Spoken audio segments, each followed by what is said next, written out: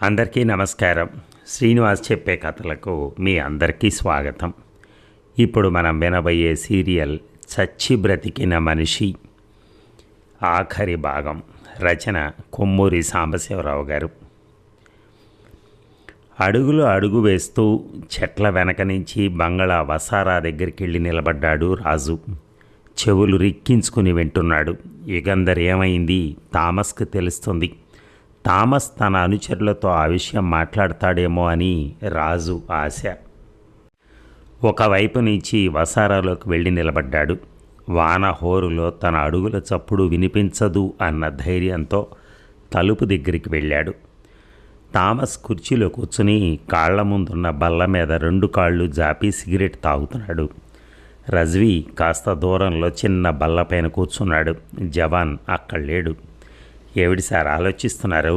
అడిగాడు రజ్వీ థామస్ని. ఏమీ లేదు. నిజంగా ఈవేళ మనం అందరం అదృష్టవంతులం. ఈవేళ ప్రత్యేకంగా ఏం అదృష్టం కలిగింది? నేను ఆ జమునను చంపేయకపోతే ఈ పాటికి అందరం జైల్లో ఉండేవాళ్ళం అన్నాడు రజ్వీ. థామస్ ఉలిక్కిపడి ముందుకు వంగి, ఏమిటి, జమునను నువ్వు చంపావా అడిగాడు. అవును, మొదటి నుంచి ఆ జమున మీదే నాకు అనుమానంగా ఉంది. ఓ కంట కనిపెడుతూనే ఉన్నాను. జమున ఏ నేరం చేసింది? ఎందుకు చంపావు? మీకు తెలియదా? జమునని ఆ హోటల్లో ఉండమని బాస్ చెప్పాడు. నేనే జమునను ఆ హోటల్కి తీసుకెళ్ళి గది తీసుకుని గదిలో దింపాను. బాస్కి జమున మీద అనుమానం ఉండి ఉండాలి. జమునని జాగ్రత్తగా కనిపెడుతూ ఉండమని చెప్పాడు. జమున యుగంధర్ గదిలోకి వెళ్ళటం చూశాను. నేను ఆ గది తలుపు దగ్గరికి వెళ్ళి దాక్కొని విన్నాను. మీ గురించి ఏదో చెప్పబోతుంటే కాల్ చేశాను. నా గురించా? యుగంధర్ అసిస్టెంట్ రాజు చెప్పిన దాన్ని బట్టి మనల్ని గురించి ఆమె ఏమీ చెప్పలేదు. అన్ని అబద్ధాలు చెప్పిందట రాజుకి. విశ్వనాథన్ని తన భర్త చంపాడని, నేను తన భర్త కలిసి పనిచేస్తున్నామని. రజ్వీ నవ్వి, నేను తలుపు వెనకే నిల్చుని వింటున్నానని జమునకు తెలుసు. అందుకే అలా అబద్ధాలు చెప్పింది. ఇంకొక క్షణం ఆగితే నిజం చెప్పేసేది అన్నాడు. నేను నమ్మను. ఇంకేదో కారణం ఉండి జమునను చంపేశావు. నిజం చెప్పు అన్నాడు థామస్. జమున అంటే మీకు అంత ఇష్టమా? లేక జమున మీరు కలిసి పనిచేస్తున్నారా? అవును, జమున, నువ్వు, నేను అందరం కలిసి పనిచేస్తున్నాం. అందుకే ఆమె మీద అభిమానం నాకు. అలా కలిసి పని చేయటం కాదు. జమున స్పెషల్ బ్రాంచ్ ఏజెంట్ అని బాస్కి తెలిసింది. అందుకే ఆమెను చంపేయమన్నాడు. జమున స్పెషల్ బ్రాంచ్ ఏజెంటా? బాస్కి ఆ విషయం ఎలా తెలిసింది? నీకెవరు చెప్పారు? నిన్నెప్పుడు చంపమన్నారు అడిగాడు థామస్. జమున మీద బాస్కి ఎందుకు ఎప్పుడు అనుమానం కలిగిందో నాకైతే తెలియదు, కానీ జమునతో టెలిఫోన్లో మాట్లాడాడట బాస్. ఏమని? తను ఒక స్పెషల్ బ్రాంచ్ డైరెక్టర్ లాగా. ఏమని మాట్లాడాడు? డిటెక్టివ్ యుగంధర్ని, రాజుని స్పెషల్ బ్రాంచ్ పంపించిందని, వాళ్ళిద్దరూ స్పెషల్ బ్రాంచ్ తరపునే దర్యాప్తు చేస్తున్నారని, వాళ్ళని కలుసుకోమని, తనకు విడాకులు కావాలని, తన భర్త హంతకుడని, విశ్వనాథాన్ని చంపాడని ఇన్స్పెక్టర్ థామస్ తన భర్త స్నేహితులని యుగంధరికి కానీ రాజుకి కానీ చెప్పమన్నారట. అలా చెప్తే జమున స్పెషల్ బ్రాంచ్ మనిషి అని వాళ్ళు గుర్తుపడతారని, అదే రహస్యమైనటువంటి సంజ్ఞ అని చెప్పారట. జమున తన స్పెషల్ బ్రాంచ్ మనిషినని బాస్తో చెప్పిందా? ఏమీ మాట్లాడలేదట. అందుకే జమున నిజంగా స్పెషల్ బ్రాంచ్ మనిషి అయింది కాంది తెలుసుకోవటానికి ఆమె కూడా వెళ్ళి కనిపెట్టమన్నాడు బాస్. ఆమె స్పెషల్ బ్రాంచ్ మనిషి అని తేలితే చంపేయమన్నాడు. చంపాను అన్నాడు రజ్వీ. ఇన్స్పెక్టర్ థామస్ సిగరెట్ వెలిగించాడు. అదే జమునని చంపడానికి కారణం అన్నాడు నెమ్మదిగా.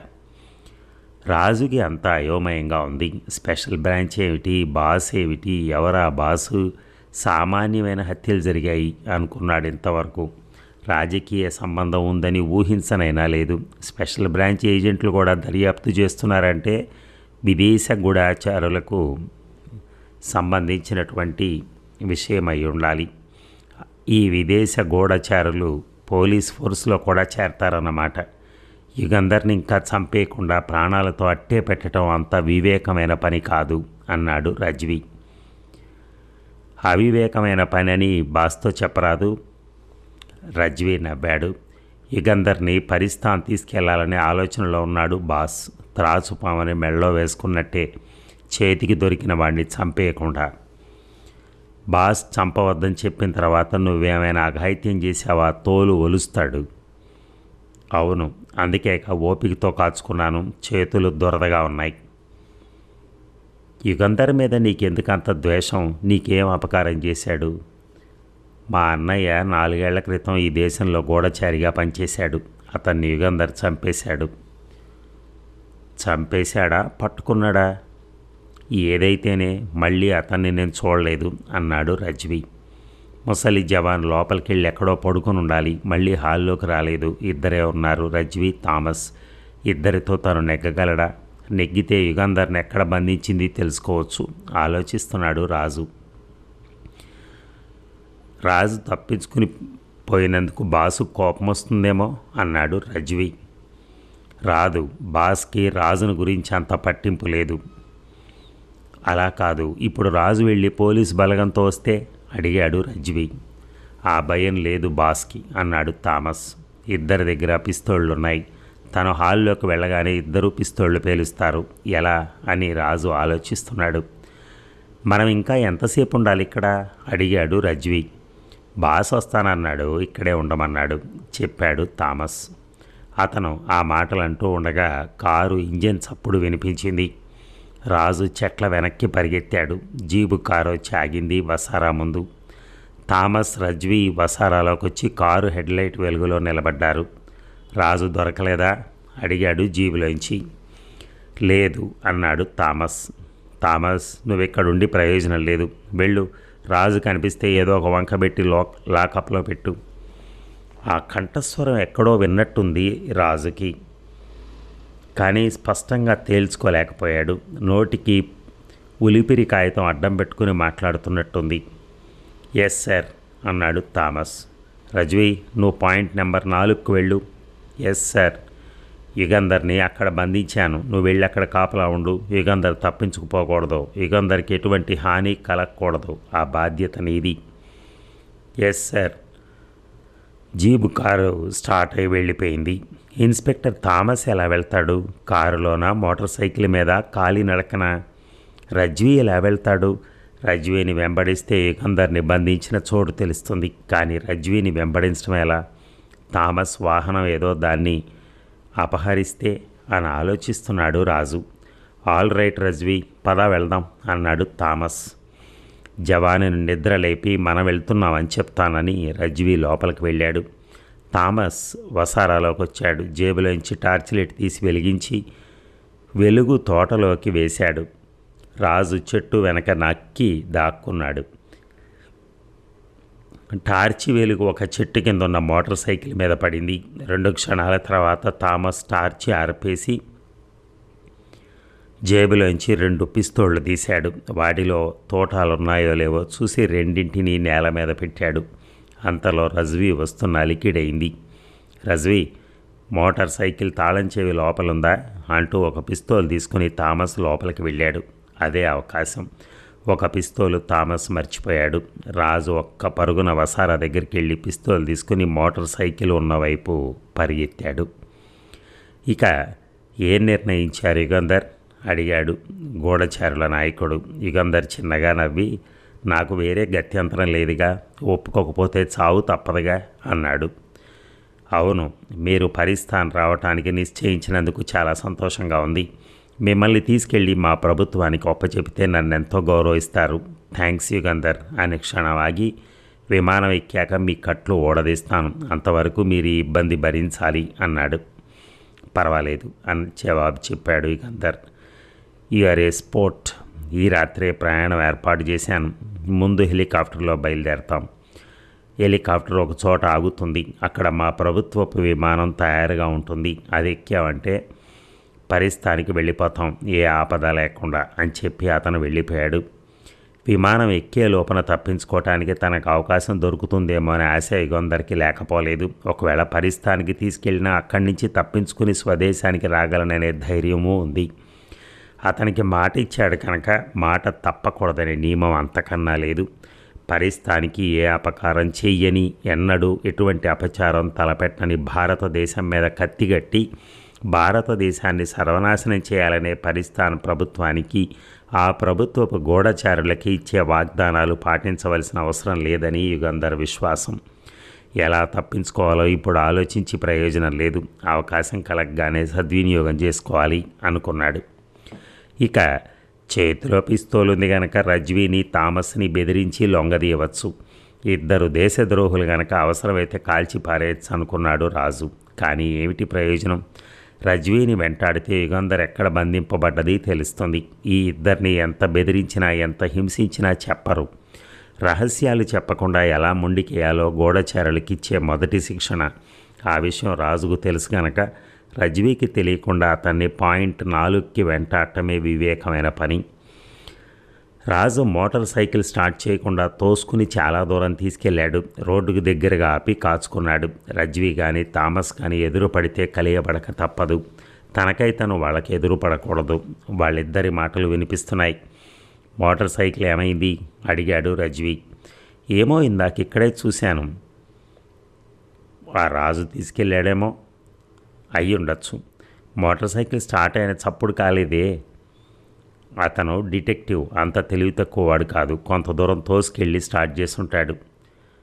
అయితే చాలా దూరం వెళ్ళిపోయి ఉంటాడు, మనకి చిక్కడు. ఇప్పుడు ఇక అతన్ని వెంటాడగలమా? ఎటు వెళ్ళాడో ఏమిటో. మరేం చేద్దాం? మనం వెళ్ళిపోదామా? నేను కారులో వెళ్తున్నాను, మీరు ఎలా వెళ్తారు? బస్ స్టాప్ దగ్గర దింపేసేయి.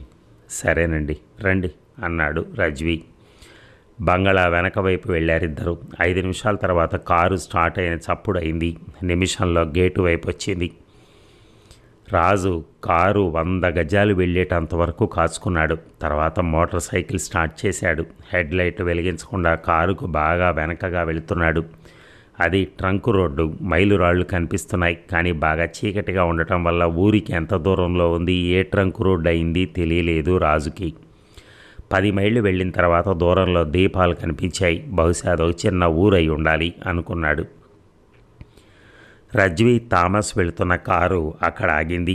మోటార్ సైకిల్ దూరంగా ఆపాడు రాజు. థామస్ కారు దిగి రజ్వీతో మాట్లాడుతున్నాడు. అదే అవకాశం అనుకుని రాజు వెళ్ళి మైలురాయి చూశాడు. కోయంబత్తూర్ 12 మైళ్ళ దూరం ఉంది. అంటే కోయంబత్తూర్కి 22 మైళ్ళ దూరంలో ఉన్న బంగళాలో తనను బంధించారన్నమాట. యుగంధర్ని బంధించిన పాయింట్ 4 ఎక్కడుందో అనుకున్నాడు. అంతలో కారు స్టార్ట్ అయింది. థామస్ కారు ఎక్కలేదు. అంటే థామస్ బస్ కోసం రోడ్డు మీద కాచుకున్నాడన్నమాట. రాజు పెద్ద చిక్కులో పడ్డాడు. తను కారును వెంబడిస్తే థామస్ తనను గుర్తుపడతాడు. ఏం చేయాలి? రజ్వీ వెళుతున్న కారుని ఇంకా దూరం వెళ్ళనిస్తే తన ఆ కారును వెంబడించడం కష్టం అవుతుంది. రాజు మోటార్ సైకిల్ స్పీడ్ బాగా హెచ్చించాడు. తల ముందుకొంచాడు. థామస్కి నెంబర్ ప్లేట్ కనిపించకూడదు. ఊహిస్తాడా? ఊహించి ఏం చేస్తాడు? తనను వెంబడించేందుకు థామస్కి వేరే వాహనం లేదు. రాజు దగ్గరికి వచ్చే సమయానికి థామస్ ఒక కిళ్ళి కొట్లోకి వెళ్ళి ఏదో కొంటున్నాడు. రాజును కానీ మోటార్ సైకిల్ని కానీ గమనించలేదు. రాజు బాగా స్పీడ్ పెంచాడు. రజ్వీ కారు 50 మైళ్ళ స్పీడును వెళ్తోంది. 60 మైళ్ళ స్పీడున కొంత దూరం వెళ్ళి రజ్వీ కారు అరపర్లాంగు దూరంలో ఉండగా రాజు కూడా 50 మైళ్ళ స్పీడ్కి తగ్గించాడు. 5 మైళ్ళు వెళ్ళి కుడివైపుకి ఇంకో రోడ్లోకి తిరిగాడు రజ్వీ. రాజు కూడా అటు తిప్పుతూ బోర్డు చూశాడు. సిరిమాలి 44 మైళ్ళు అనుంది. రోడ్డు బాగా ఇరుకుగా గతుకులుగా ఉంది. అందువల్ల రజ్వీ స్పీడు 25 మైళ్ళకు తగ్గించాడు. రాజు చెవులు రిక్కించుకుని 2 కళ్ళు అప్పగించి ముందు వెళ్తున్న కారును చూస్తూ వెళ్తున్నాడు. రజ్వీ ఏ కారణం వల్లనైనా కారు ఆపితే తను ఆపాలి, లేదా మోటార్ సైకిల్ ఇంజన్ చప్పుడు అతనికి వినపడుతుంది. 2 చిన్న పల్లెటూళ్ళు దాటారు. 13 మైళ్ళు ప్రయాణం చేశారు. చిన్న చిన్న దెబ్బలు, గుబురుగా ఉన్న చెట్లు, చీకటి. ఇంకా ఎంత దూరం ఉందో పాయింట్ 4. అక్కడ ఎంతమంది ఉంటారో? యుగంధర్ని వాళ్ళ నుంచి తప్పించే అవకాశం ఉంటుందా తనకి? లేక తను వాళ్ళకి చిక్కిపోతాడా? ఆ ఆలోచనలతో రాజు మెదడు వేడెక్కిపోతోంది. రజ్వీ కారు ఎడం వైపు మళ్లించాడు. అది రోడ్డా లేక గేటా? ఇంటి గేట్ అయితే కారు ఆపుతాడు. మోటార్ సైకిల్ చప్పుడు వినిపిస్తోంది. రాజు ఇంజిన్ ఆఫ్ చేసి సైకిల్ను పోనిస్తున్నాడు. రజ్వీ కారు ఇంజిన్ హోరు వినపట్టం లేదు. అంటే అతడు కారు ఆపాడన్నమాట. ఇల్లే అయి ఉండాలి. పాయింట్ నెంబర్ 4 ఇదే అయి ఉంటుంది. మోటార్ సైకిల్ దిగాడు. నెమ్మదిగా నెట్టుకుంటూ రోడ్డు పక్కకు తీసుకెళ్ళి పొదల వెనక దాచి బయలుదేరాడు కాలినడకన. అలా కొంత దూరం నడిచాడు. ఎక్కడా గేటు కనపడలేదు. కారు ఎటు వెళ్ళింది? చీకట్లో ఎడం వైపు చూస్తున్నాడు. కారు కనపడలేదు. ఏమైంది? కారు మళ్ళిన చోటు దాటొచ్చేశానన్న అనుమానం కలిగి రాజు వెనక్కి తిరిగాడు. వంగి రోడ్డు మీద పరీక్ష చేశాడు. కారు టైరు గుర్తులు కనపడతాయేమోనని. చీకట్లో ఏవీ కనిపించడం లేదు. అగ్గిపుల్ల గీసి 2 అరిచేతులు వెలుగుకు అడ్డం పెట్టి ఆ వెలుగులో రోడ్డు పరీక్ష చేశాడు. టైరు గుర్తులు లేవు. కొంచెం దూరం వెనక్కి నడిచి మళ్ళీ అగ్గిపుల్ల గీశాడు. ఈసారి టైరు గుర్తులు కనిపించాయి. అగ్గిపుల్లలు వెలిగిస్తూ టైరు గుర్తులు చూసుకుంటూ కారు వెళ్ళిన వైపు వెళ్ళాడు. గేటు లేదు, రోడ్డు లేదు, చెట్ల వైపు పల్లం. కారు ఆ పల్లంలోకి వెళ్ళింది. రాజు అటు వెళ్ళాడు. అడుగులు అడుగేసుకుంటూ ముందుకి చెట్లలోకి వెలుగు వైపుకి నడిచాడు. 5-6 అడుగులు వేశాడు. ఏదో చప్పుడైంది. ఆగిపోయాడు. 5 నిమిషాలు చెవులు రిక్కించుకుని విన్నాడు. చెట్ల ఆకులు కదలటం లేదు. బ్రహ్మాండమైన నిశ్శబ్దం. రాజు రాతి బొమ్మలా నిలబడ్డాడు. ఆ రజ్వీ తన రావటం చూశాడా? తన కోసం కాచుకున్నాడా? 5 నిమిషాల తర్వాత అడుగు తీసి అడుగు వేశాడు. రాజు పాదం ఎండిన పుల్లల మీద పడి చిటపట చప్పుడైంది. ఆ చప్పుడుతో పాటు ఏదో క్రూరమృగం మీద కొరికినట్టయింది. 2 బలమైన చేతులు రాజు మెడ పట్టుకున్నాయి. రాజు తల విదిలించాడు. 2 కాళ్ళు ఎత్తి వెనక్కి బలంగా లాక్కున్నాడు. తనను పట్టుకున్న మనిషితో పాటు కింద పడటానికి ప్రయోజనం లేకపోయింది. బలంగా గొంతు నొక్కేస్తున్నాయి అతని చేతులు. పిస్తోలు పట్టుకున్న చెయ్యి పైకెత్తి తనను పట్టుకున్న మనిషి తల మీద ఒక దెబ్బ కొట్టడానికి ప్రయత్నించాడు రాజు. అతను రాజు మెడ మీద నుంచి చెయ్యి తీసేసి రాజు చేతిలో ఉన్న పిస్తోల్ తీసుకుని దూరంగా విసిరేశాడు. రాజు, నువ్వు నన్ను వెంబడిస్తున్నావని నాకు తెలుసు. నీకోసం కాచుకున్నాను. చిక్కావు అన్నాడు అతడు గర్వంగా. రాజు ఆ కంఠస్వరం గుర్తుపట్టాడు. అతను రజ్వీ. అతనితో మాట్లాడి రాజు ఊపిరి వృధా చేసుకోదలుచుకోలేదు. మెడ మీద నుంచి ఒక చెయ్యి తీశాడు రజ్వీ. అదే అవకాశం. అతను ఇంకో చెయ్యి తన మెడ మీద నుంచి లాగేసి వెనక్కి వంచాడు. నాతో నాను కలియబడతావు, బుద్ధి చెప్తాను అంటూ రజ్వీ కింద కొంగి రాజు 2 కాళ్ళు పట్టుకుని ఒక్క లాగు లాగాడు. కట్టె విరిగినట్టు కింద పడ్డాడు రాజు. వెంటనే రజ్వీ రాజు ఛాతీ మీద కూర్చుని 2 పిడికిళ్లతో రాజు మొహాన్ని చితకబాదటం ప్రారంభించాడు. కళ్ళ మీద, కణతల మీద, ముక్కు మీద, నోటి మీద, గడ్డం మీద, మెడ మీద, చెవుల మీద దెబ్బలు పడుతున్నాయి. రాజు మొహం పక్కకు తప్పుకోవటానికి వీలు లేకపోయింది. రజ్వీ తన 2 మోకాళ్ళ మధ్య రాజు తలను బిగించాడు. రాజు ఊపిరి బిగబట్టి 2 కాళ్ళు పైకెత్తి రజ్వీ మెడకేసి పెనవేసి మెడ చుట్టూ రజ్వీని వెనక్కి తోసేశాడు. రజ్వీ వెనక్కి పడుతూ ఉండగా రాజు రజ్వీ ఛాతీ మీద ఎగిరి కూర్చున్నాడు. క్షణంలో పరిస్థితి తారుమారైంది. రజ్వీ కాళ్ళు పైకెత్తకుండా రాజు తన కాళ్లతో అతని తొడల మీద నొక్కి పట్టి మెడ పట్టుకున్నాడు. నిన్ను చంపేస్తాను అన్నాడు పళ్ళు పటపటా కొరుకుతూ. రజ్వీ మాట్లాడే స్థితిలో లేడు. యుగంధర్ ఎక్కడున్నారు? ఈ ఇంట్లోనేనా? రజ్వీ తల కదిల్చాడు. చెప్పు, లోపల ఎంతమంది కాపలా ఉన్నారు? రాజు అతని మెడ మీద చేతులు కొద్దిగా సడలించి అడిగాడు. రజ్వీ జవాబు మాటల్లో చెప్పలేదు. ఒక్కసారిగా మనిషి అంతా లేచాడు. రాజు వెనక్కి పడిపోయాడు. రజ్వీ మళ్ళీ తన ఛాతీ మీదకి రాకుండా రాజు రజ్వీ డొక్కలను కాళ్లతో నొక్కి పెట్టాడు. 2 మట్టిలో కింద పడున్నారు. ఎవరికి ఎవరు చిక్కుతారా అని చేతులు జాపి చీకట్లో నేలను తడుముతూ రొప్పుతూ కాచుకున్నారు. నిన్ను కాల్చి చంపేయవలసింది అన్నాడు రజ్వీ. రాజుకి రజ్వీ కాళ్ళు దొరికాయి. అతను 2 కాళ్లను పైకెత్తాడు. రజ్వీ తల కింద, కాళ్ళు పైన కళ్ళు వెళ్ళుకొస్తున్నాయి. ఇప్పుడు చెప్పు, లోపల ఎంతమంది ఉన్నారు? రజ్వీ జవాబు చెప్పలేదు. జవాబు చెప్పకపోతే చాకలి బట్టలను ఉతికినట్టు నిన్ను చెట్టుకేసి కొడతాను అన్నాడు రాజు పట్టలేని కోపంతో. రజ్వీ చేతులు రాజు కాళ్ళకు తగిలాయి. తన కాళ్ళను పట్టుకుని లాగడానికి ప్రయత్నిస్తున్నాడని గ్రహించి రాజు కాళ్ళు వెనక్కి లాక్కుని పిచ్చి వేషాలు ఎక్కువ, ప్రాణాలు ఎగిరిపోతాయి అన్నాడు. రజ్వీ నవ్వాడు. ఎవరి ప్రాణాలు రా అన్నాడు. ఆ పోట్లాటలో గొడవలో రాజు గమనించలేదు. ఎప్పుడో వచ్చింది ఒక కారు అక్కడికి. రాజు కారు హెడ్లైట్లు వాళ్ళిద్దరి మీద పడ్డాయి. రాజు మీద, రజ్వీ మీద. ఆ హెడ్లైట్స్ వెలుగులో చూశాడు రాజు రజ్వీ చేతిలో పిస్తోలు. తన వైపు గురిపెట్టి మీట నొక్కబోతున్నాడు. తన పొట్ట మీదకి పిస్తోలు గురిపెట్టి నొక్కుతున్నాడు. అతన్ని వదిలి పారిపోవటానికి కూడా వ్యవధి లేదు రాజుకి. ఢామ్ అని చెవులు చిల్లులు పడే చప్పుడైంది. ఇక డిటెక్టివ్ యుగంధర్ చేతులకు కట్టిన కట్లు విప్పుకునేందుకు బ్రహ్మ ప్రయత్నం చేస్తున్నాడు. గోడకి 2 చేతులు ఆనించి రాసి ఆ రాపిడికి తాళ్ళు తెగుతాయేమోనని ప్రయత్నించాడు. ప్రయోజనం లేకపోయింది. చేతులు వెనక్కి విరవకుండా ముందుకే ఉంచి కట్టి ఉంటే సులభంగా విప్పేసుకునేవాడు పళ్ళతో. చేతులు వెనక్కి విరిచి కట్టడం వల్ల ఎన్ని చుట్లు చుట్టారో, ముడి ఎక్కడుందో, ఎంత లాగుతాడో తెలియలేదు. పంచె కట్టుకొచ్చాడు. ప్యాంటు వేసుకుని ఉంటే బకిల్కుండే సూదినైనా ఉపయోగించి విప్పేసుకునేవాడు.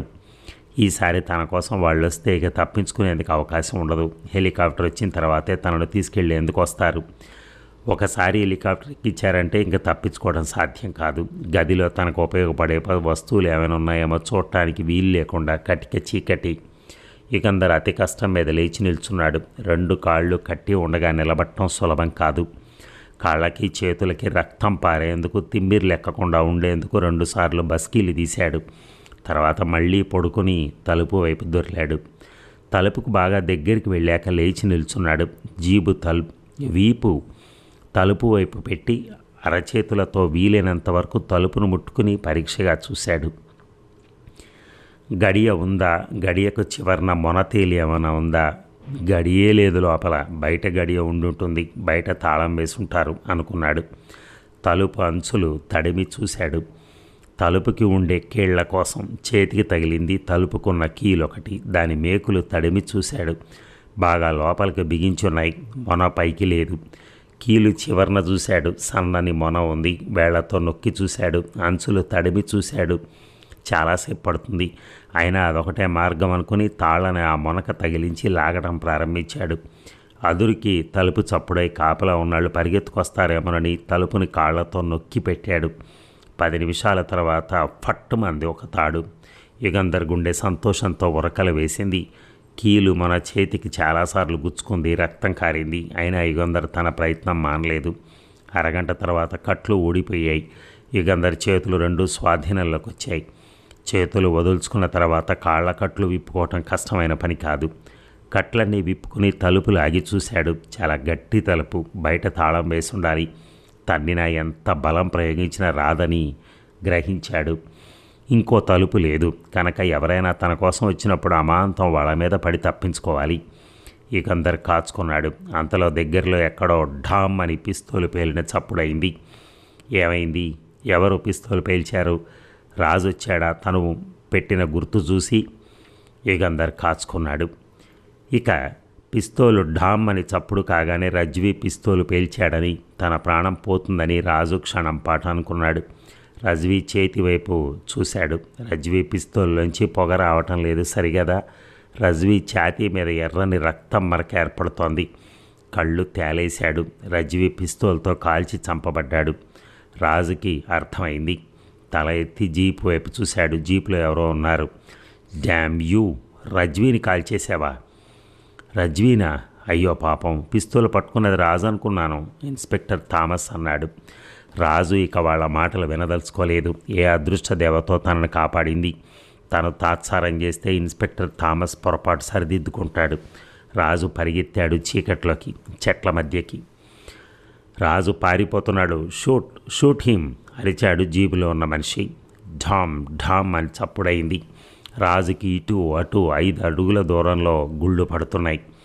ఇక కాల్చి ప్రయోజనం లేదు, వెళ్ళి పట్టుకోవాల్సిందే అన్నాడు ఇన్స్పెక్టర్ థామస్. క్విక్, ఇప్పుడు మనకు విఘ్నం కనిపిస్తే కాల్చి చంపేయండి అరిచాడు గూఢచారుల నాయకుడు. జీబులోంచి 4 దిగి పరిగెత్తారు. రాజు బాగా దూరంగా వెళ్ళి ఆగి నిల్చున్నాడు. పిస్తోలు చేతిలో తయారుగా పట్టుకుని ఎవరైనా సరే దగ్గరకు వస్తే కాల్చేయటానికి సిద్ధంగా ఉన్నాడు. రాజు కోసం వెతుకుతున్న వాళ్ళకి ఆ విషయం తెలిసేమో. 10 నిమిషాల తర్వాత ఎక్కడా లేడు అని అరిచారు. ఎంత పని చేశావు థామస్, నువ్వు జోక్యం కల్పించుకొని ఉండకపోతే రజ్వీ రాజును చంపేసేవాడు. అందరిలోకి సమర్థుడైన రజ్వీని చంపటమే కాక రాజుని తప్పించుకుపోనిచ్చావు అరిచాడు గూఢచర్ల నాయకుడు. ఐఎమ్ వెరీ సారీ, రాజు రజ్వీని చంపేస్తున్నాడని అనుకున్నాను, లేకపోతే రాజునే కాల్చి పారేసేవాడిని అన్నాడు Thomas. All right all right ఇప్పుడు ఇక చర్చిస్తూ కూర్చునేందుకు వ్యవధి లేదు. ఇంకో అరగంటలో వస్తుంది హెలికాప్టర్, వెళ్ళిపోవాలి. ఆ రాజు విషయం ఏం చేద్దాం? అరగంటలో వెళ్ళిపోతున్నారుగా, ఆ రాజు ఏం చేయగలడో? వాడు వెళ్ళి పోలీసులకు రిపోర్ట్ చేసి రాజు పిలిస్తే పోలీసులు ఎవరూ రారు. అయినా అతను ఊళ్ళోకి వెళ్ళి తిరిగి రావడానికి గంట పైన పడుతుంది. ఈలోగా మీరు యుగంధర్ ఎలాగో వెళ్ళిపోతారుగా. ఎస్, నేను వెళ్ళిపోయిన తర్వాత ఈ దేశంలో గూఢచారుల నాయకత్వం వహించవలసిన వాడివి నువ్వు. రాజుని కంఠస్వరం విన్నాడు. నిన్ను పడతాడు, నిన్ను పట్టిస్తాడు.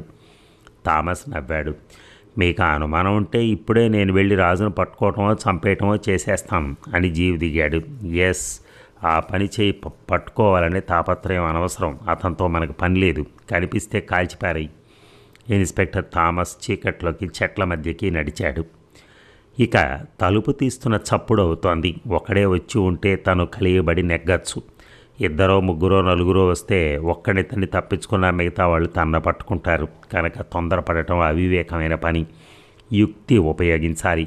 యుగంధర్ గబగబా కాళ్ళకి తాళ్ళు కట్టుకున్నాడు. చేతులకి కట్లు కట్టుకుని పడుకున్నాడు. తలుపు తెరుచుకుంది. టార్చి వెలుగు గదిలో పడింది. Hello Yugandhar, how are you అంటూ గూఢచారుల నాయకుడు లోపలికి వచ్చాడు. అతని వెనకాల ఇద్దరున్నారు.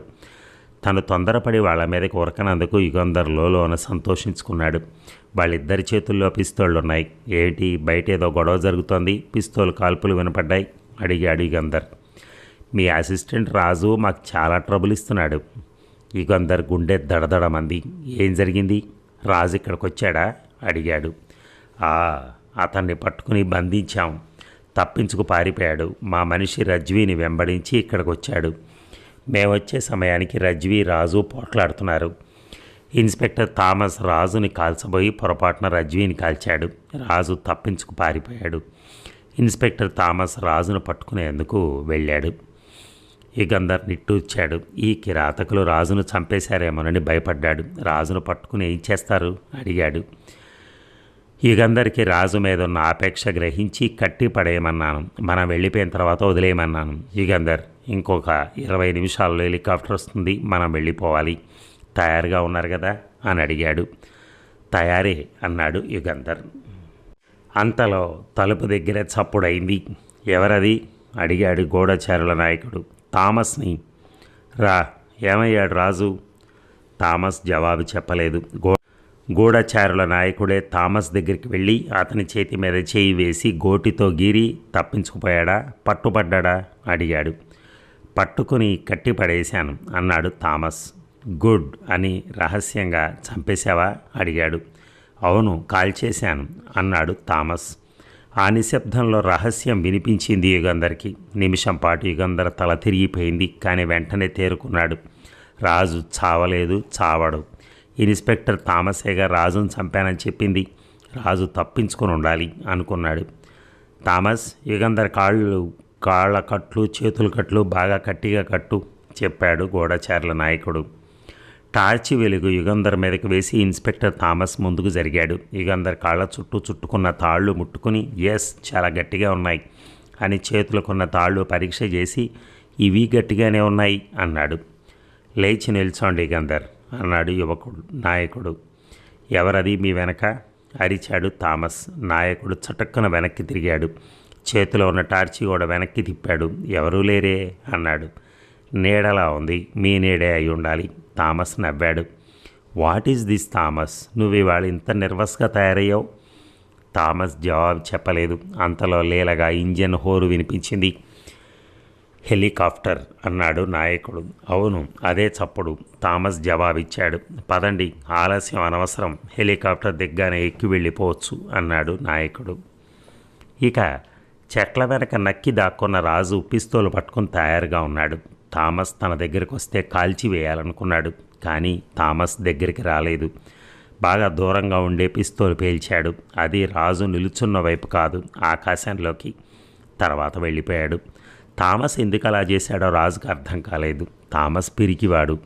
చీకట్లో రావటానికి భయపడ్డాడు. చీకట్లో ఏమోలో నక్కి నిల్చున్న తను పిస్తోల్తో కాలుస్తానని భయపడి ఉండాలి. అందుకే తన బాస్కి అబద్ధం చెప్పడానికి గాలిలో పిస్తోలు పేల్చి వెళ్ళిపోయాడు అనుకుని రాజు చెట్ల వెనక నుంచి కదిలాడు. ఇక వసారా మెట్లు దిగి ఒక గుంపు రావటం చూసి రాజు మళ్ళీ చెట్ల వెనక్కి వెళ్ళి దాక్కున్నాడు. చీకట్లో వాళ్ళెవరో స్పష్టంగా కనిపించడం లేదు, కానీ వాళ్ళ కంఠస్వరాలను బట్టి థామస్ అతని నాయకుడు వాళ్ళల్లో ఉన్నారని రాజు గ్రహించాడు. ఖాళీ స్థలంలో కుడివైపున దీపాలు చూపించాలి, లేకపోతే ఎలా దిగుతాడు పైలట్? దీపాలు ఏర్పాటు చేశాను అన్నాడు థామస్. అందరూ కుడివైపుకు వెళ్ళారు. రాజు చెట్ల వెనక నుంచి అటు వెళ్ళాడు. ఆ గుంపు మధ్య ఇద్దరు మనుషులు చెరో జబ్బా పట్టుకుని నడిపిస్తున్నారు యుగంధర్ని. ఆ దృశ్యం చూడగానే రాజు పళ్ళు పటపట కొరికాడు. యుగంధర్ చేతులు కట్టేసున్నాయి. నడుస్తున్న తీరును బట్టి కాళ్ళు కూడా కట్టేసున్నాయని తెలుస్తోంది. అందరి చేతుల్లోనూ పిస్తోళ్ళున్నాయి. తను ఒక్కడు ఏం చేయగలడు? ఒకళ్ళిద్దరిని చంపినా గాయపరిచినా చివరికి వాళ్లే నెగ్గుతారు. తను కయ్యానికి దిగటం ప్రమాదం. వాళ్ళ బందీగా ఉన్న యుగంధర్ని చంపేస్తారు. యుగంధర్ని హెలికాప్టర్ ఎక్కించుకుని తీసుకెళ్తారని రాజు వాళ్ళ సంభాషణ వాళ్ళ తెలుసుకున్నాడు. ఆలోగా యుగంధర్ని తప్పించేందుకు అవకాశం దొరకపోతుందా అని ఆశతో కాచుకున్నాడు. చెట్లకు అవతల ఒక ఖాళీ స్థలం ఉంది. అందరూ ఆ ఖాళీ స్థలం దగ్గర ఆగారు. ఇద్దరూ వెళ్ళి 2 దీపాలు ఎత్తి పైకి చూపిస్తున్నారు. హోరుమని శబ్దం చేస్తూ హెలికాప్టర్ దగ్గర అవుతోంది. అందరూ పైకి చూస్తున్నారు. ఈ సమయంలో మీద కురికితే రాజు ఆలోచించాడు. ప్రయోజనం లేదు. పిస్తోలు పట్టుకుని యుగంధర్ వెనక ఒకడు నిల్చున్నాడు. రాజు ఉలిక్కిపడ్డాడు. దగ్గరలో తన వెనక ఎవరో కదిలినట్టయింది. వెనక్కి తిరిగి చూశాడు. కటిక చీకటి ఏమీ కనిపించలేదు. ఏ ఉడతో ఎలకో పరిగెత్తింటుందనుకుని మళ్ళీ దృష్టి హెలికాప్టర్ వైపు తిప్పాడు. హెలికాప్టర్ దిగింది. అందరూ వెనక్కి వెళ్ళారు. అందరూ హెలికాప్టరు చివరికి కిందకి దిగింది. అందరూ ముందుకు కూడా జరిగారు. హెలికాప్టర్ నుంచి పైలట్ కిందకి దిగి గూఢచారుల నాయకుడికి సెల్యూట్ చేశాడు. గుడ్, నా కబురు అందిందన్నమాట. విమానం కూడా రెడీగా ఉందా? ఉంది సార్. అక్కడేనా? అక్కడే సార్. వెరీ గుడ్, రండి యుగంధర్ అన్నాడు ఆ నాయకుడు. యుగంధర్ ఒక్క అడుగు ముందుకేసి పదండి అన్నాడు. మీరు ముందు అన్నాడు ఆయన. యుగంధర్ ముందు, వెనక నాయకుడు, అతని వెనక ఇన్స్పెక్టర్ థామస్, తర్వాత మిగతా వాళ్ళు హెలికాప్టర్ వైపు నడుస్తున్నారు. రాజు పిస్తోలు తయారుగా పట్టుకున్నాడు. ఒక్కొక్కళ్ళని కాల్చివేయటానికి తయారుగా ఉన్నాడు. శత్రువులు యుగంధర్ని హెలికాప్టర్ ఎక్కించుకుని ఎత్తుకుపోతుంటే ఇక ఆలస్యం చేసి ప్రయోజనం లేదని నిశ్చయించుకున్నాడు.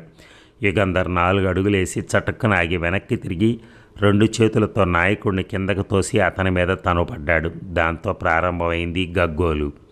యుగంధర్ చేతులు కాళ్ళు నిజంగా కట్టి లేవని, యుగంధర్ విప్పేసుకుని కట్టి ఉన్నట్టు నటించాడని రాజు గ్రహించాడు. అతనికి కొత్త ధైర్యం వచ్చింది. సింహంలా ముందు కురికాడు. గూఢచారుల నాయకుడు బలహీనుడు కాదు, పిరికివాడు కాదు. యుగంధర్ చేసిన మోసం గ్రహించి యుగంధర్ని తన బాహువుల్లో బంధించడానికి 2 చేతులు జాపాడు. యుగంధర్ అతని మీద పడుతూ అతని చేతులను గట్టిగా నేలకు అదిమి పెట్టాడు. ఆ నాయకుడు పక్కకు దొర్లాడు. అతనితో పాటు యుగంధర్ కూడా దొర్లాడు. చూస్తూ నిల్చుంటారే, కాల్చండి, వీడిని పట్టుకోండి అరిచాడు నాయకుడు. ఆ నాయకుడి మనుషులు 4 చేతుల్లో పిస్తోళ్లున్నాయి. 4 పిస్తోళ్లు గురిపెట్టారు. స్టూపిడ్స్, కాల్చకండి, గుండు బాస్కు తగిలితే అన్నాడు థామస్. యుగంధర్ ఆ నాయకుడు పొర్లుతున్నారు. ఒకళ్ళను ఒకళ్ళు తన్నుకుంటున్నారు. ఒకరి మెడ ఒకరు పట్టుకున్నారు. యుగంధర్, ఈసారి చంపేస్తాను నిన్ను. నువ్వు ప్రాణాలతో బయటపడితే కదా. నిన్ను పరిస్థానం తీసుకెళ్ళి ప్రయత్నం చేయకుండా చిక్కగానే చంపేయవలసింది. నీలాంటి వాళ్ళకి భగవంతుడు అటువంటి ఆలోచనలు కలిగిస్తాడు నీ నాశనం కోసం. ఇంతమంది ఉన్నారు, నువ్వు తప్పించుకోలేవు అన్నాడు. చూద్దాం అన్నాడు యుగంధర్. చూస్తారే, యుగంధర్ని తల మీద కొట్టండి ఎవరైనా అరిచాడు నాయకుడు. ఒకడు ముందుకు వస్తున్నాడు. చేతులు ఎత్తండి, కదలకండి ఎవరు, కాల్చేస్తాను రాజు హెచ్చరించాడు. వాడు కూడా వచ్చాడు. త్వరగా యుగంధర్ని చంపండి అరిచాడు నాయకుడు. యుగంధర్ ఇనప చేతుల్లో బంధింపబడి ఊపిరాడక ఆయాసపడుతూ ఒక మనిషి కాలి మీద పిస్తోల్తో కాల్చాడు రాజు. ఆ మనిషి ఒక పెద్ద కేక పెట్టి కింద పడ్డాడు. ఇంకెవరూ కదలకండి, చస్తారు. థామస్, నువ్వు కూడా కదలొద్దు హెచ్చరించాడు రాజు. అందరూ వాళ్ళ చేతుల్లో ఉన్న పిస్తోళ్ళు కింద పడేశారు. థామస్ మాత్రం చేతులు ఎత్తలేదు. థామస్, నీకు విడిగా చెప్పాలా? చేతులెత్తు, లేకపోతే చస్తావు. థామస్ నవ్వుతూ చేతులు పైకెత్తాడు. సరిగ్గా అదే సమయానికి 20 మంది చెట్ల వెనక నుంచి పరిగెత్తుకొచ్చి అందరినీ చుట్టుముట్టేశారు. గబగబా కింద పడేసిన పిస్తోళ్ళన్నీ తీసుకున్నారు. ఒక అతను హెలికాప్టర్ దగ్గరికి వెళ్ళి పైలట్ను పట్టుకున్నాడు. ఇంకో మనిషి రాజు వెనక్కి వచ్చి రాజు చేతిలోంచి పిస్తోళ్ళు ఎగరగొట్టేశాడు. సరిగ్గా ఆ సమయానికి యుగంధర్ గూఢచారుల నాయకుడిని పిప్పిగా కొట్టి లేచి నిల్చున్నాడు. ఆ నాయకుడు మూలుగుతున్నాడు. యుగంధర్ అరిచేత్తో నుదుటి మీద చెమట తుడుచుకున్నాడు. రాజుని ఇద్దరూ పట్టుకుని ముందుకు లాక్కెళ్ళారు. ఒక అతను థామస్కి సెల్యూట్ చేసి ఇంకెవరైనా ఉన్నారా సార్ అని అడిగాడు. లేదు, అంతా ఇక్కడే ఉన్నారు అని థామస్ జవాబు చెప్తూ ఉండగా రాజు యుగంధర్ని చూసి సార్ వెనక ఇంకా ఈ దుర్మార్గుల బలగం ఉందని అనుకోలేదు అన్నాడు. యుగంధర్ నవ్వి చింతించక రాజు అని ఇన్స్పెక్టర్ థామస్ వైపు తిరిగి మీరిచ్చిన పిస్తోల్ అవసరం లేకపోయింది అన్నాడు పిస్తోలు థామస్కి అందిస్తూ. అవసరం అవుతుందేమో అనుకున్నాను. నేను అనుకున్న ప్రకారం నా మనుషులు సమయానికి రాకపోతే మీరు నేను రాజు కలిసి దుర్మార్గులు పట్టుకోవలసి రావచ్చునని మీకు పిస్తోల్ ఇచ్చాను అని ఇన్స్పెక్టర్ థామస్ రాజు వైపుకి తిరిగి ఐఎమ్ సారీ మిస్టర్ రాజు, నేను శత్రుదేశ గూఢచారిని కాను, పోలీస్ ఇన్స్పెక్టర్ని కాను, మీ విరోధిని కాను, ఈ వచ్చిన వాళ్ళు శత్రువులు కారు అన్నాడు. రాజు థామస్ స్పెషల్ బ్రాంచ్ ఏజెంట్, ఈ వచ్చిన వాళ్ళంతా స్పెషల్ బ్రాంచ్ మనుషులు అన్నాడు Yugandhar.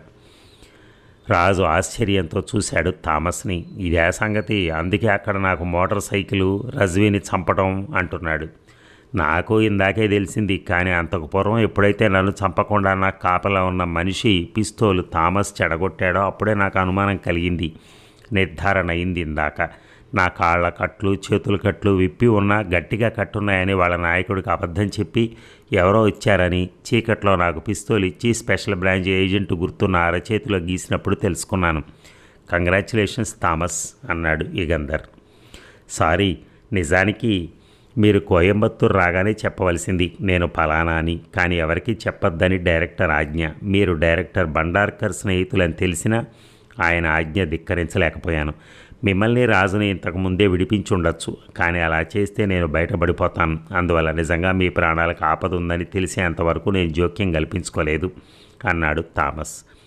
That is all right. ఈ గూఢచారి నాయకుడు ఉన్నత పోలీసు ఉద్యోగి అన్నమాట. ఏది అతని మొహం చూద్దాం అంటూ యుగంధర్ వంగి ఆ నాయకుడి మొహానికి కట్టుకున్న నల్లని బట్ట లాగేశాడు. రాజు యుగంధర్ ఆశ్చర్యంతో చూశారు. ఆ గూఢచారుల నాయకుడు ఎవరో కాదు, పోలీస్ సూపరింటెండెంట్. ఇక పరిస్థాన గూఢచారుల నాయకుడు పోలీస్ డిపార్ట్మెంట్లో ఉద్యోగి అని మీరు ఎలా గ్రహించారు అడిగాడు థామస్. సింపుల్, లేకపోతే మీరు పోలీస్ ఇన్స్పెక్టర్గా ఎందుకు పోలీస్ ఫోర్స్లో చేరతారు? అదా తర్కం? Very good, yes you are correct. Police శాఖలో ఎవరో ఉన్నతోద్యోగి పరిస్థాన పట్ల సానుభూతి ఉన్నవాడు వాళ్ళ గూఢచారుల నాయకుడిగా వ్యవహరిస్తున్నాడన్న అనుమానం కలిగి నన్ను పోలీస్ ఇన్స్పెక్టర్గా పంపారు. పోలీస్ సూపరింటెండెంట్ ఇబ్రహీం పరిస్థాన్ గూఢచారుల నాయకుడని తెలుసుకున్నాను. అతన్ని పట్టుకుంటే చాలదని దేశంలో ఉన్న పరిస్థాన్ గూఢచారుల జాబితా సంపాదించాలని అధికారులు చెప్పారు. అందుకని నేను పరిస్థాన్ పట్ల సానుభూతి బహిరంగంగా వెలిబుచ్చి నాకు భారతదేశం అంటే గిట్టదని సూచించి ఇబ్రహీం విశ్వాసం సంపాదించి వాళ్లలో ఒక్కనయ్యాను. అంతేగాక జమున అనే ఇంకో స్పెషల్ బ్రాంచ్ ఏజెంట్ను కూడా వాళ్లలో చేర్చాను. ఇబ్రహీం తమలో చేర్చుకున్న విశ్వనాథన్కి నచ్చజెప్పి ప్రతి గూఢచారిగా మాతో చేర్చుకున్నాను. ఎంతో కాలం నుంచి ప్రయత్నిస్తున్న దేశంలో వాళ్ళ గూఢచారులు ఎవరెక్కడున్నది తెలియలేదు. ఇబ్రహీం ఎవరిని నమ్మడు, ఎవరికి అన్ని విషయాలు చెప్పడు. ఈవేళ మిమ్మల్ని పరిస్థాన్ తీసుకెళ్లాలని తాత్కాలికంగా తన స్థానే నన్ను నాయకుడిగా నియమించి నాకు తమ గూఢచారుల జాబితా ఇచ్చాడు. రజ్వీ బతికి ఉంటే నాకు ఇచ్చేవాడు కాదేమో. రేపు సాయంకాలం లోపల దేశంలో ఉన్న పరిస్థాన్ గూఢచారులందరూ జైళ్లలో ఉంటారు అన్నాడు థామస్. Very good. విశ్వనాథం మరణించలేదన్నమాట? నో, నేను బతికే ఉన్నాను. నన్ను తమలో చేరమని ఇబ్రహీం అడిగాడు. నా కూతురు పైన దుఃఖంలో పోలీసుల మీద అర్థం లేని కోపంతో ఒప్పుకున్నాను. నేను దేశానికి ఏ అపచారం చేయకముందే థామస్ నాకు నచ్చజెప్పి ప్రతి గూఢచారిగా నన్ను నియమించాడు. అవును, ఈ 20 మందిని ఇక్కడికి తీసుకొచ్చి ఆఖరి క్షణంలో మనకు సహాయం చేసింది విశ్వనాథనే. ఇక అందరు ముందుకు జరిగి విశ్వనాథానికి షేక్ హ్యాండ్ ఇచ్చి మీ వల్లే మేము ఈ కేసులో ఇంత ఇరుక్కున్నాం, లేకపోతే ఎప్పుడో కోయంబత్తూరు నుంచి మద్రాసు వెళ్ళిపోయేవాళ్ళం అన్నాడు. మరి అదండి, చివరికి ఆ సీరియల్ అలా ముగిసిపోయింది. ఆ నవల మళ్ళీ త్వరలో మనం వేరే నావెల్తో ముందుకు రావడానికి ప్రయత్నిస్తాను. అది కూడా మీరు బాగా సపోర్ట్ చేసేటట్టయితేనే. లేకపోతే ఎందుకంటే కొంతమందికి ఇష్టం ఉంది, నేను కాదనట్లేదు, ఎందుకంటే వాళ్ళు ఒక్కరోజు పెట్టకపోతేనే అడుగుతున్నారు. కానీ ఇలాంటివి ఏంటంటే డిటెక్టివ్ అనేవి కంటిన్యూస్గా వినాలి. యాక్చువల్గా కంటిన్యూస్గా వింటే స్టోరీ అర్థం అవుతుంది, లేకపోతే అర్థం అవ్వదు. మనం ఏదో ఒక 20 నిమిషాలు పెడితే మీరు 5 నిమిషాలు, 6 నిమిషాలు, 7 నిమిషాలు, లేకపోతే 8 నిమిషాలు వింటే మీకు కథ ఎలా అర్థం అవుతుంది? అసలు కనెక్టివిటీ ఎక్కడ ఉంటుంది మీకు? అది అర్థం చేసుకోవాలి. కనెక్టివిటీ లేనిదే ఇలాంటి సస్పెన్స్ సీరియల్స్ కనెక్టివిటీ లేనిదే మీకు తర్వాత ఏం జరిగిందో, ముందు ఏం జరిగిందో అర్థం కాదు. కానీ ఇక్కడ కూడా మీరు అలాగే చేస్తున్నారు, ఈ సీరియల్స్ కూడా. దానివల్ల ఏమవుతుంది? ఏమీ అర్థం కాదు స్టోరీ. మొత్తం వినడానికి ప్రయత్నించండి. మొత్తం వినడానికి ప్రయత్నిస్తేనే మీకు కొంత అర్థం అవుతుంది. నేను ఇంత చదువుతున్నాను, నాకే సరిగా అర్థం అవ్వట్లేదు ఆ స్టోరీ. అలాంటిది మీరు ఎక్కడో ఒక 3 నిమిషాలు, 4 నిమిషాలు వింటున్నారు, 5 నిమిషాలు వింటున్నారు, అది ఏం అర్థం అవుతుంది మీకు? దానివల్ల ఉపయోగం లేదు. కానీ మళ్ళీ అవే పెట్టమంటారు, అవి తొందరగా పెట్టండి అంటారు. కానీ ఉపయోగం ఉండట్లేదు, నాకు అనిపించేది అది. సరే, ఏది ఏమైనా అది మీ ఇష్టం అనుకోండి. కానీ అర్థం చేసుకోవటానికి ప్రయత్నించాలంటే మాత్రం మొత్తం వింటే మంచిది. Thank you.